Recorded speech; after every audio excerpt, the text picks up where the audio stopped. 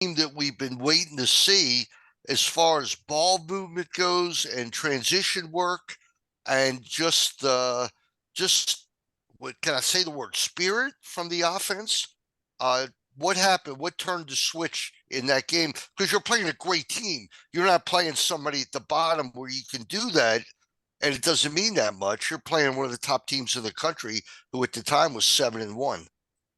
Yeah, good team. I think obviously a lot of things, you got Luke winning faceoffs, and then, on those faceoffs, you have some decisions to make on either side. And there were times where, they decided to run the faceoff guy off. And that created some unsettled for us. And sometimes like you get something out of it, sometimes you don't. I thought the guys did a pretty good job of kind of probing. And if you got something, great. But if not, don't force something that's not there. And there were a couple plays that kind of became available. There, like on Maltz's, there was a ground ball where he just grabbed it and put it in. So, we got some unsettled. We got some kind of like unscripted goals and things out of like ground balls, which is great. And then, Luke getting that many possessions, just, it certainly helps, whether it's the rhythm, the guys getting more and more touches and feeling more comfortable. And obviously, protects your defense a little bit. I felt like they had the ball more than us in the first half.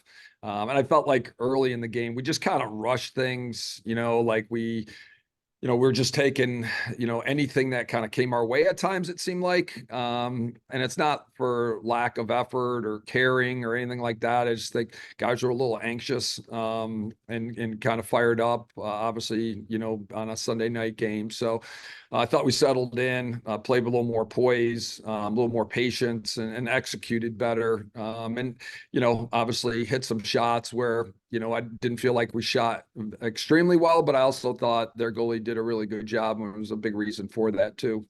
Yeah, at the end of the game, Danny Maltz was out of the game, and uh, Dixon made a reference that he had his helmet off. Is he okay? I mean, was there any problem? Yeah, we had Danny get looked at, so we're trying to figure out what that is and what it means. And obviously can't talk a lot about it for a number of reasons. But obviously that was something that we kind of had to deal with that night. Luckily, we got some options that we can utilize down there, and we were able to do that at the end. You like leaving Weirman on offense? It seemed like he's been a plus when he stayed on the field. Not every time, but a couple times where he produced points.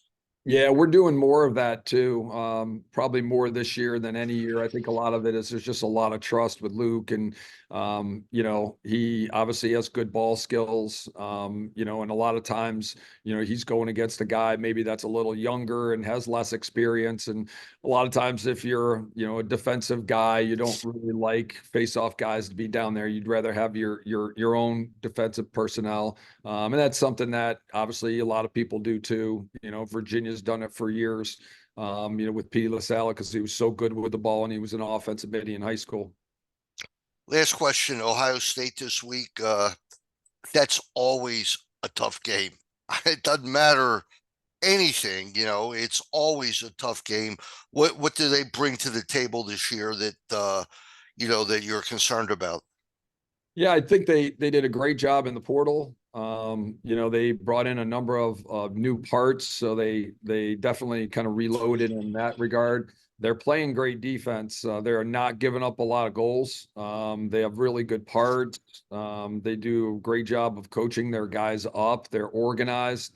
Their goalie's playing great. Their face-off game is improved from a year ago. They have a couple new guys, and they're both real good. So it will be definitely a very it'll probably be kind of a back and forth, grinded out game. And it'll be, 60-minute down to the wire type game.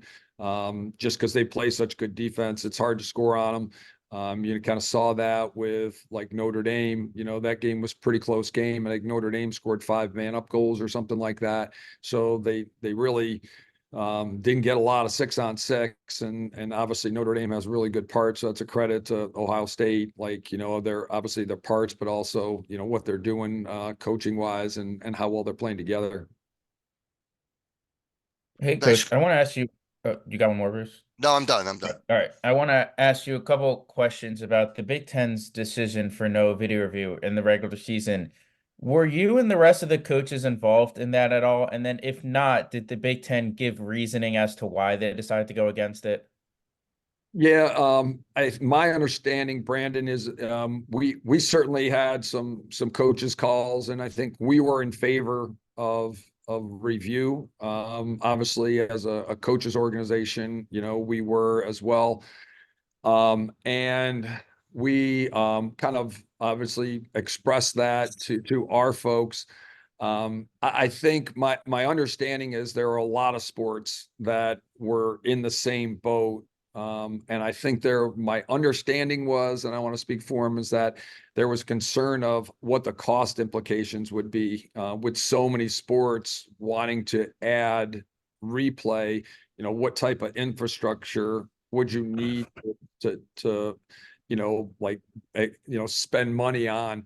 I know for us, we kind of felt like, well, we have the iPads, and for games that have TV, like there's a strong chance we could just kind of tap into a TV feed, and we really wouldn't have to add a lot to it. So it would be pretty cost effective. But I think that my understanding, and I don't hope I'm not butchering this, but my takeaway was that they had so many sports that were looking to do it. I think they were a little nervous about going, all right, you can do it, but you can't do it. And so I think that's the direction they went into. And so it is what it is. Obviously we'll have discussions about it. And there's so many games now where there's those calls are so tough for officials, like those push calls and things like that. It happens so fast.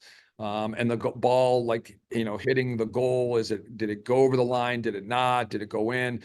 It happens so quickly. So I do think, for everybody's benefit, I think sometimes that replay can be useful. We're not, it's not perfect yet. We're still working out some kinks. There are some nuances that I think we got to get better at. So I'm open as we go along. It's something we can revisit after the year and just kind of talk about and figure out where we are and see if anything can be done. But obviously, whatever they tell us to do, we're going to do. And then being on the NCAA rules committee, has there been a thought to make kind of video review in the regular season, maybe a unilateral stance rather than letting the Big Ten decide, or is it just kind of because of cost reasons, it's really on a conference basis? Um, that's a good question. I think the rules committee kind of felt like, all right, we'll open the door. And like if you want to do it, then it's up to you all to do it. I'm not sure the rule, like we can necessarily, and we never really talked about this, like, hey, can you make conferences do it? I'm not sure that's something that we could do. I think the biggest thing is that, given what happened last year, certainly, and this is just one example, but there's others, right? That semifinal game with Duke and Penn State, I think, like, given the stage that it was on and how important that was, and knowing that in that game you would have the ability to have so many good replays and angles, and knowing everything at stake, you would like to get that right. And so that was kind of, I think, was really on a lot of people's minds last summer, because it was fresh and it was recent from when it happened. So what we tried to do was open the door, but then realize, okay, there's going to be a lot of other things involved here that we're going to have to work out. I actually had a call with another college coach this morning, and he was just kind of asking me, like, my thoughts on like, the committee and with replay, like if there is that that bang bang play, is it more on the coach to kind of challenge it, or is it more on the official? Just and so I said I would kind of ask the committee their thoughts and get some information for him. just to kind of help him out. I think the intent was the ability to, if the officials weren't sure and they wanted clarity, they could stop and look at it. But also if they didn't have a good view of it, you could allow a coach to go, hey, listen, I have a challenge. I want to utilize it. So you're covering both bases. But I do think kind of, like the ability to do that is challenging, because we even talked about how important those timeouts are. Like if you challenge and you lose it, especially in the second half, those timeouts are valuable. And if you're not sure and it happens really fast and you can't really check it on your iPad, do you want to give up that timeout? So it is definitely, like something that you kind of think about. So we had a couple challenges early in the season, but obviously now we're in league play. We can't, but we didn't have a whole lot after the first two games, I think, just in terms of like what we did from the sideline. Thank you. Are you a coach? Are you allowed to have students or anyone review that and give you an instant answer as to whether or not you can challenge? Is that allowed? I don't know. We don't do that. Obviously now that we are in games where we can't, it's irrelevant, but I guess, I guess if you were in a conference that had it, you could probably, maybe it was like a manager or something, just say, hey, have an iPad ready. And if like there's something like I may need you to take a look at it, I guess you could do that. Me and Brandon will do it for you. Yeah. Yeah, maybe teams are doing that. That's a good question. Yeah, I mean, because you can't make that. It's so hard. The iPad, you got to push the buttons. And you got to. And it happens fast. The game's still going. Like the ones where they score, it's easier, right? Because there's a delay and there's a time before the face-off that you have a little bit of a window. But if it's a ball that you think went in and the ball keeps playing, the game keeps going. You got substitutions to make, you got riding and clearing. So you got the games continuing on. It's hard to kind of really stop everything and kind of look at that, and without maybe feeling like you're going to miss something else going forward. It's hard.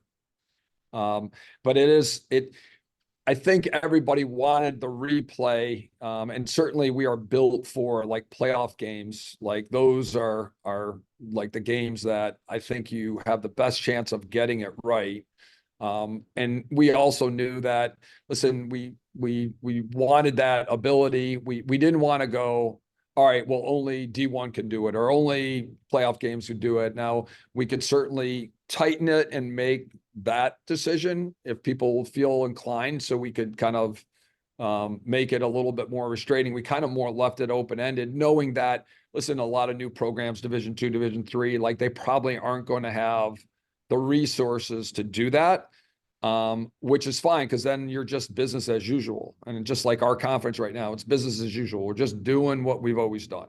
Like, so nothing's changed. But if there's a chance to get it right, and it's a useful tool, then I think the intention was to just try to get it right. There was really no other reasoning behind it. All right. Good luck, Coach. Thank you very much. I appreciate it. Thanks, guys. Thanks, Thanks. Alyssa.